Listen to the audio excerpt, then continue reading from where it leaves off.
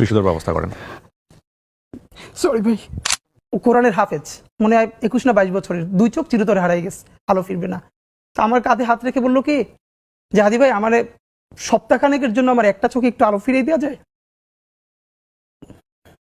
আমি বললাম ভাই 1 সপ্তাহের জন্য কেন? বললো ভাই অন্তত আমার মারে আমার খুব একবার দেখতে মন চাই।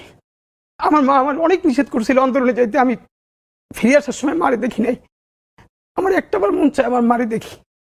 তো যারা হাজার হাজার কোটি টাকা পাচার করে বিদেশ চলে গেছে,